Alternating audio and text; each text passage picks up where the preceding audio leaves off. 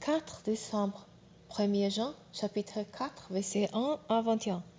Mais attention, mes chers amis, ne vous fiez pas n'importe quel esprit, mettez l'esprit à l'épreuve pour voir s'il vient de Dieu, car bien des prophètes des mensonges se sont répandus à travers le monde. Voici comment savoir s'il agit des esprits de Dieu.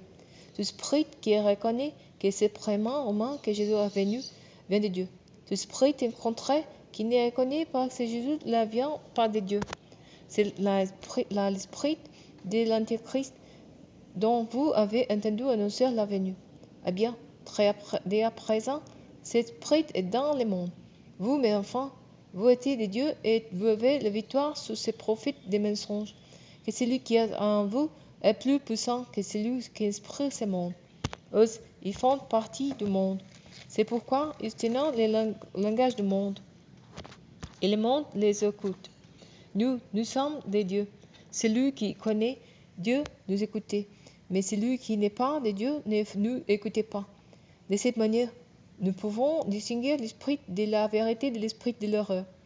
Mes chers amis, aimons-nous les uns les autres, car l'amour vient de Dieu.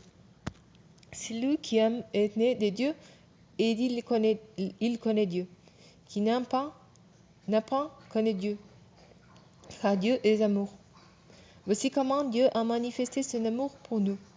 Il a envoyé son Fils unique dans le monde pour que, par lui, nous ayons la vie. Voici en quoi consiste l'amour. Ce n'est pas nous qui avons aimé Dieu, mais c'est lui qui nous a aimés. Aussi a-t-il envoyé son Fils pour expier nos péchés. Mes chers amis, puisque Dieu nous a tant aimés, nous devons nous aussi nous aimer les uns les autres. Dieu, personne ne l'a jamais vu. Mais si nous nous aimons les uns les autres, Dieu demeure en nous et son amour se manifeste pleinement parmi nous. Voici comment nous savons que nous demeurons en lui et qu'il demeure en nous. C'est pas son esprit qui nous l'a donné. Nous l'avons vu de nos yeux et nous en parlons entièrement. Le Père a envoyé son Fils pour être le sauveur du monde.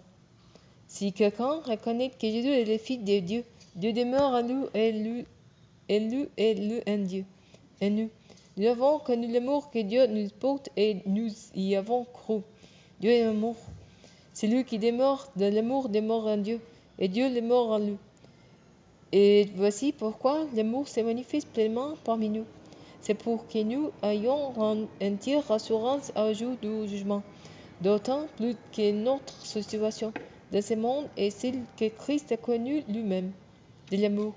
Il n'y a pas de place pour la crainte, que l'amour parvenu à une pleine maturité chasse toute crainte.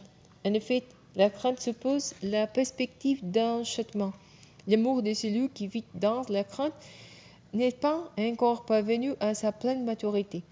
Quant à nous, nous aimons parce que Dieu nous a aimés les premiers. Si quelqu'un prétend aimer Dieu tout en détestant son frère, c'est un menteur. Car s'il n'aime pas son frère qui voit, il ne peut pas aimer Dieu qui ne voit pas. De l'autre, Christ lui-même nous a donné ses commandements, que celui qui aime Dieu aime aussi son frère.